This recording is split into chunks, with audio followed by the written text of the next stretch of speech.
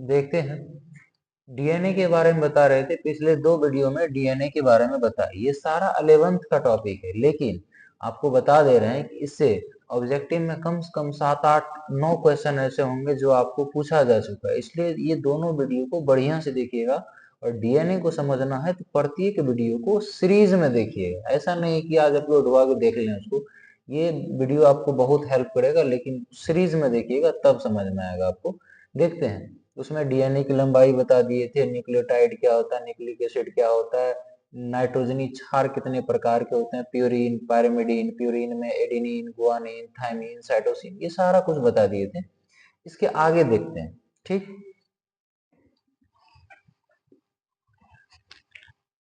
Chemical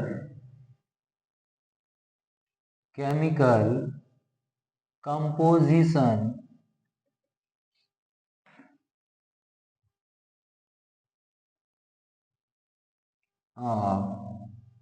chromosome कहिए या nucleic acid, chromosome यानी कि गुणसूत्र का रासायनिक संगठन, यानी कि किसमें किसका परसेंटेज कितना है, इसको देखना है। इसीलिए इसको लिखे हैं केमिकल कंपोजिशन ऑफ क्रोमोसोम। याद रखिएगा, इस क्रोमोसोम में जो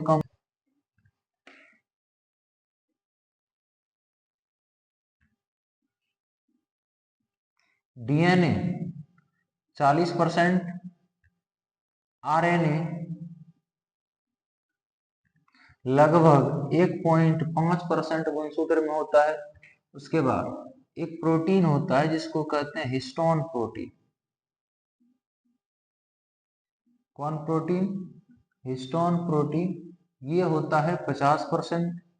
और एक होता है non histone protein. Non histone protein ये कितना होता है? 8% या 8.5% के करीब। यदि जोड़ें तो 40, 50, 90 हो तो गया लगभग 98, 100% हो गया। इतना परसेंट लगभग में सारा कुछ होता है। बताइए डीएनए कितना परसेंट? 40%। आरएनए कितना परसेंट? 1.5%। हिस्टोन प्रोटीन कितना परसेंट? 50%। नॉन हिस्टोन प्रोटीन तो समझिएगा, मान लीजिए कि ये गुणसूत्र है, ठीक। इसमें इस तरह से डीएनए रहता है, और गुणसूत्र में ही डीएनए किस प्रोटीन से बंधा होता है? हिस्टोन प्रोटीन से। लेकिन इसी में होता है इधर इस तरह से नॉन हिस्टोन प्रोटीन। अब दोनों का काम क्या है, हिस्टोन प्रोटीन और नॉन हिस्टोन? आप कमेंट में ये लिखिएगा डीएनए का फुल फॉर्म क्या होता है और आरएनए का फुल फॉर्म क्या होता है, ठीक। समझिए, हिस्टोन प्रोटीन का काम है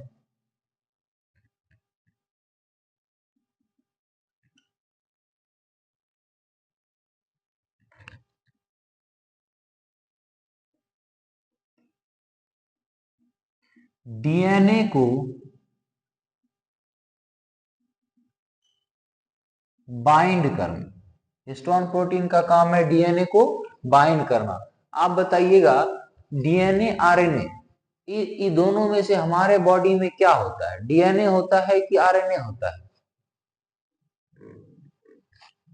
याद रखिएगा, हमारे बॉडी में डीएनए और आरएनए दोनों होता है।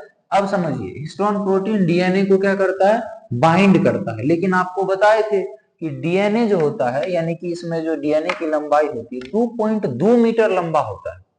और ये डीएनए कहाँ होता है? गुणसूत्र में। गुणसूत्र कहाँ होता है? केंद्रक में। केंद्रक कहाँ होता है? कोशिका में।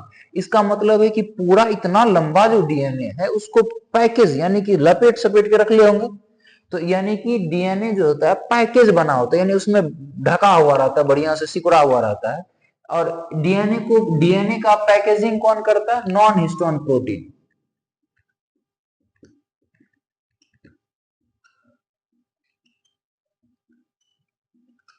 पूछा जाएगा पैकेजिंग ऑफ डीएनए, यानी कि डीएनए का पैकेजिंग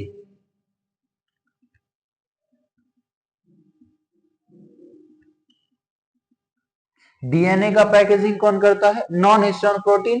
और डीएनए को बांधता कौन है? हिस्टोन प्रोटीन बांधता है। अब देखिए, न्यूक्लियोटाइड बताए थे, क्या बताए थे? न्यूक्लियोटाइड ये किससे बना होता है? नाइट्रोजनी क्षार से। शुगर से और फॉस्फेट से, नाइट्रोजनी क्षार से, शुगर से, फॉस्फेट से बना होता है।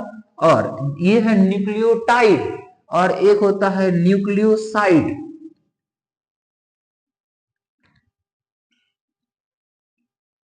न्यूक्लियोसाइड बना होता है नाइट्रोजनी क्षार और शुगर से, नाइट्रोजनी क्षार और शुगर से।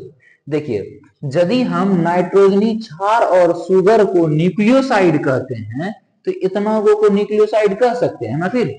और न्यूक्लियोसाइड में फॉस्फेट को जोड़ देंगे तो क्या बन जाएगा, न्यूक्लियोटाइड नहीं बन जाएगा। इतना न्यूक्लियोसाइड है, इसमें फॉस्फेट जोड़िएगा तो ये क्या बना देगा, न्यूक्लियोटाइड। याद रखिएगा, न्यूक्लियोटाइड में नाइट्रोजनी क्षार, शर्करा, फॉस्फेट यानी एनएसपी होता है, और न्यूक्लियोसाइड में क्या होता है, नाइट्रोजनी क्षार और शर्करा होता है। इतना को समझने में कोई कष्ट, कोई दुख नहीं ना। तो फिर इसके बाद आगे देखते हैं। इसको बढ़िया से लिखिएगा, नोट करिएगा और इसको याद भी करना है, समझ में आता है, इसीलिए हम उसके घंटे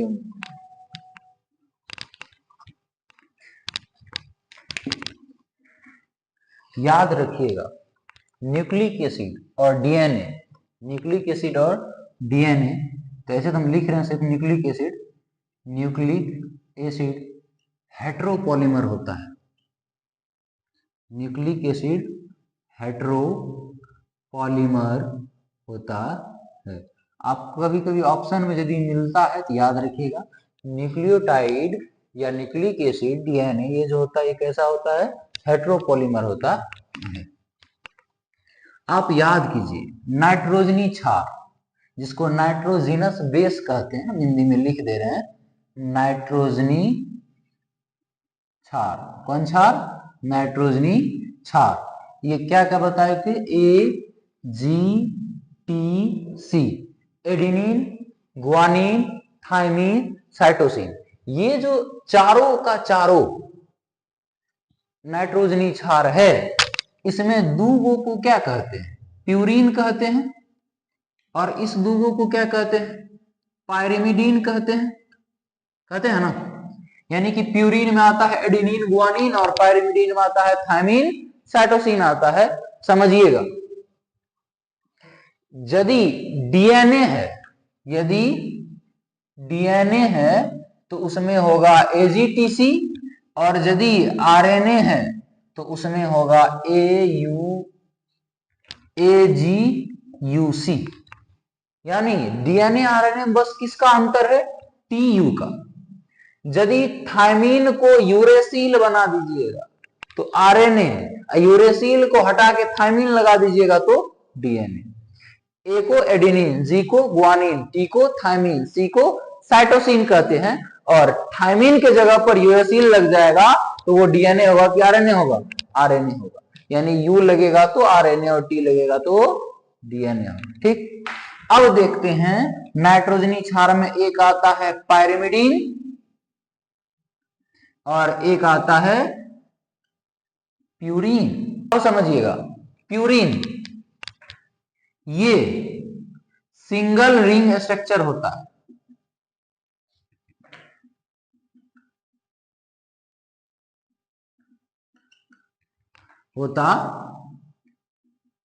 और प्यूरीन डबल रिंग स्ट्रक्चर होता है।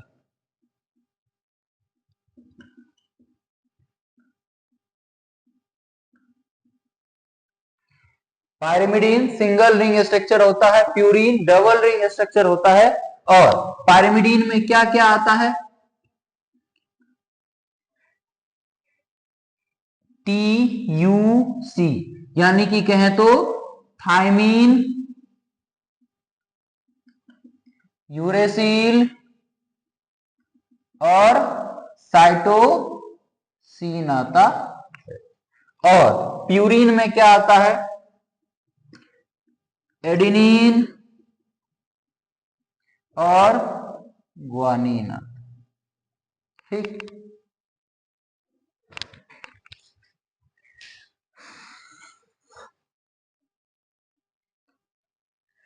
समझिए, न्यूक्लियोसाइड,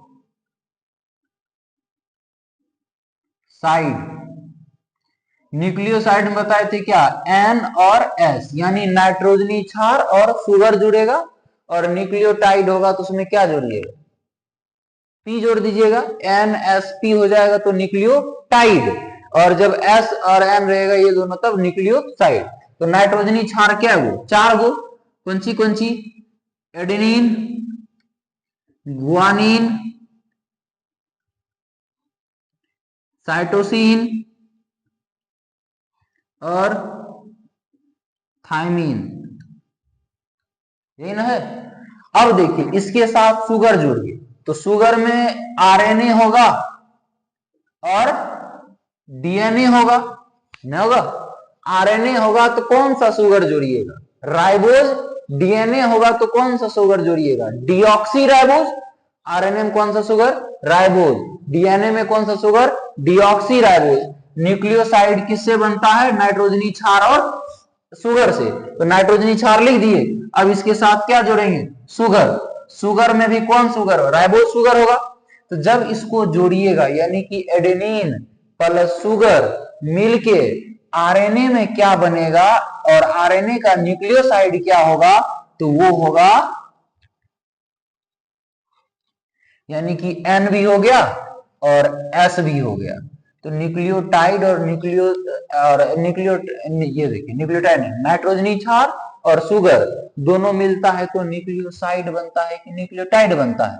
तो दो एगो है इसीलिए ये बनाएगा कौन सी, न्यूक्लियोसाइड बनाएगा। और ये न्यूक्लियोसाइड किसका होगा, आरएनए का होगा, और यदि उसमें डीऑक्सी राइबोज होगा तो वो किसका होगा, डीएनए का होगा। ठीक, समझिए एडेनिन के साथ शुगर जोड़े तब ये बनता है एडिनोसाइन, या एडिनोसिन भी बोलते हैं। ठीक, और जब ग्वानिन के साथ शुगर जोड़िएगा तब ये बनता है ग्वानोसिन, और जब साइटोसिन के साथ शुगर जोड़ते हैं तो ये बनता है साइटिडीन, और जब थायमीन के साथ शुगर जुड़ता है तब ये बनाता है थायमिडीन। तब क्या बनाता है, थायमिडीन। ध्यान से समझिएगा बढ़िया से, नाइट्रोजनी क्षार प्लस शर्करा जुड़ेगा तब बनेगा न्यूक्लियोसाइड, और जब नाइट्रोजनी क्षार शर्करा और फॉस्फेट जुड़ेगा तब बनेगा न्यूक्लियोटाइड। अभी सीख रहे हैं न्यूक्लियोसाइड बनाने आरएनए और डीएनए दोनों में, तो समझिएगा कैसे बनता है।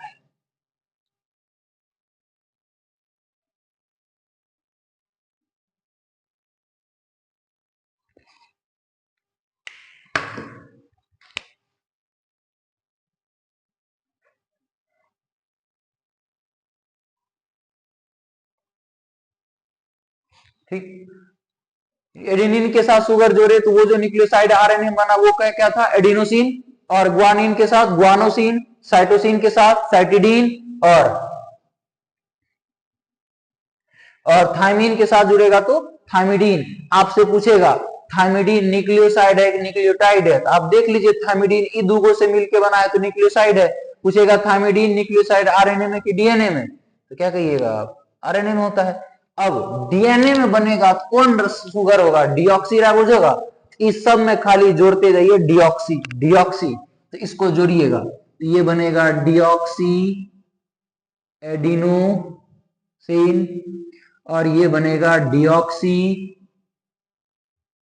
ग्वानोसिन, और ये होगा डीऑक्सी साइटिडीन, और ये है थायमिडीन। तो आप बताइए इसको क्या कहें, यहां पर क्या बनेगा, डीऑक्सी लगा है तो पक्का ये डीएनए का होगा। ठीक, तो इसको कहते हैं डीऑक्सी थायमिडीन, डीऑक्सी थायमिडीन कहते हैं। ठीक है।